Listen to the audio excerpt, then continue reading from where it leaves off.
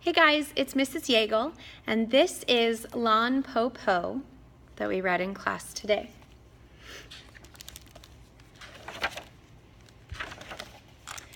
Once long ago, there was a woman who lived alone in the country with her 3 children, Shang, Tao, and Potsy. On the day of their grandmother's birthday, the good mother set off to see her, leaving the 3 children at home. Before she left, she said, "Be good while I'm away, my heart-loving children. I will not return tonight. Remember to close the door tight at sunset and latch it well."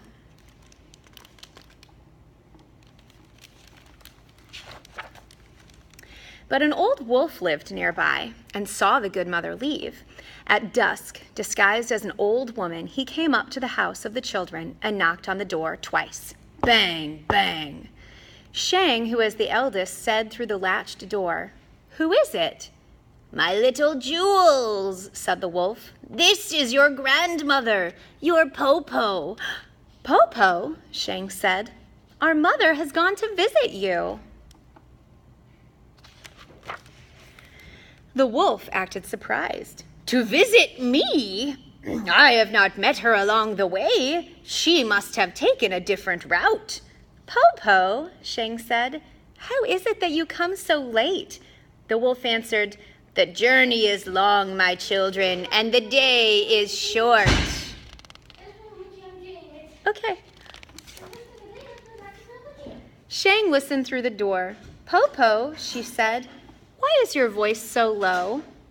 "Your grandmother has caught a cold, good children, and it is dark and windy out here.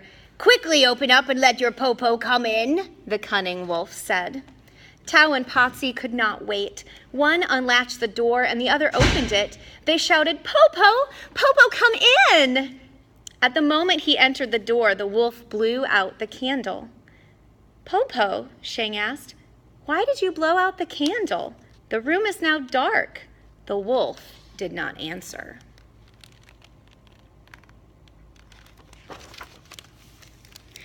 Tao and Potsy rushed to their Po Po and wished to be hugged. The old wolf held Tao. "Good child, you are so plump." He embraced Potsy. "Good child, you have grown to be so sweet." Soon the old wolf pretended to be sleepy. He yawned. "All the chicks are in the coop," he said. "Po Po is sleepy too." When he climbed into the big bed, Potsy climbed in at one end with the wolf, and Shang and Tao climbed in at the other. But when Shang stretched, she touched the wolf's tail. Po Po, your foot has a brush on it."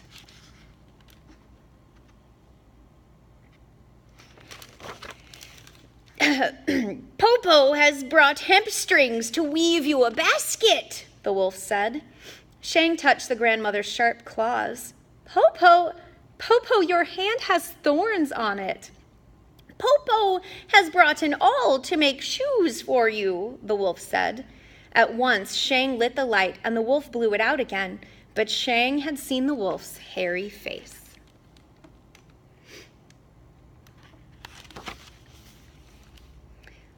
Po Po, she said, for she was not only the eldest, she was also the most clever.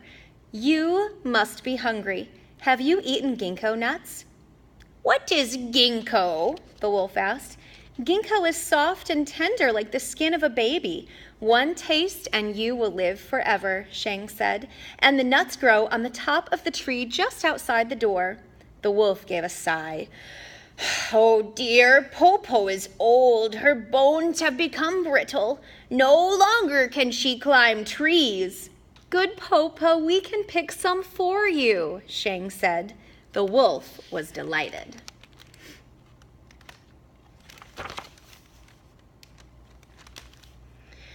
Shang jumped out of bed and Tao and Potsy came with her to the ginkgo tree. There, Shang told her sisters about the wolf, and all 3 climbed the tall tree. The wolf waited and waited. Plump Tao did not come back. Sweet Potsy did not come back. Shang did not come back, and no one brought any nuts from the ginkgo tree. At last the wolf shouted, "Where are you, children?" "Po Po," Shang called out. "We are on the top of the tree eating ginkgo nuts."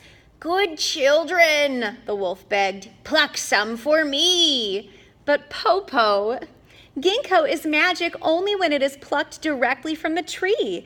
You must come and pluck it from the tree yourself. The wolf came outside and paced back and forth under the tree where he heard the children eating the ginkgo nuts at the top. Oh, Po Po, these nuts are so tasty. The skin is so tender, Shang said. The wolf's mouth began to water for a taste. Finally, Shang, the eldest and most clever child, said, Po Po, I have a plan. At the door there is a big basket. Behind it is a rope. Tie the rope to the basket, sit in the basket, and throw the other end to me. I can pull you up.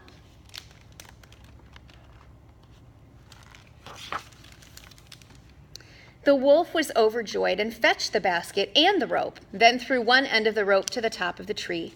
Shang caught the rope and began to pull the basket up and up. Halfway, she let go of the rope, and the basket and the wolf fell to the ground.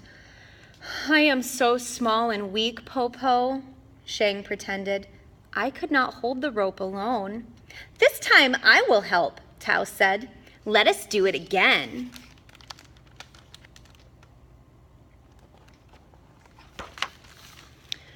The wolf had only one thought in his mind, to taste a ginkgo nut. He climbed into the basket again. Now Shang and Tao pulled the rope on the basket together, higher and higher. Again they let go, and again the wolf tumbled down, down, and bumped his head. The wolf was furious. He growled and cursed. We could not hold the rope, Po Po, Shang said, but only one ginkgo nut, and you will be well again. I shall give a hand to my sisters this time, Potsy, the youngest, said. This time we shall not fail.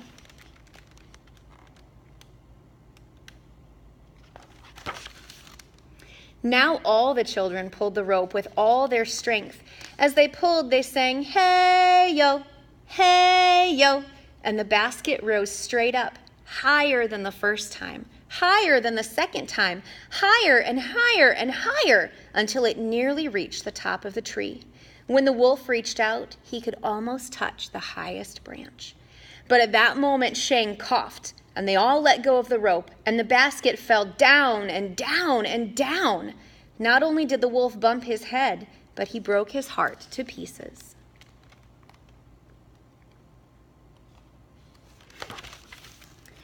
Po Po, Shang shouted, but there was no answer. Po Po, Tao shouted, but there was no answer. Po Po, Potsy shouted. There was still no answer. The children climbed to the branches just above the wolf and saw that he was truly dead. Then they climbed down, went into the house, closed the door, locked the door with the latch, and fell peacefully asleep.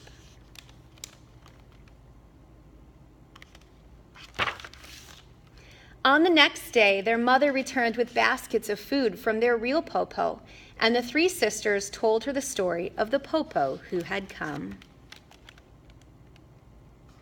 The end. So your task with Lon Po Po was to think about those story elements we talked about today.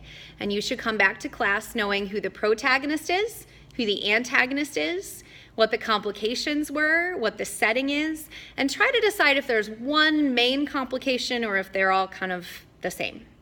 And we'll talk about it in class tomorrow. Thank you.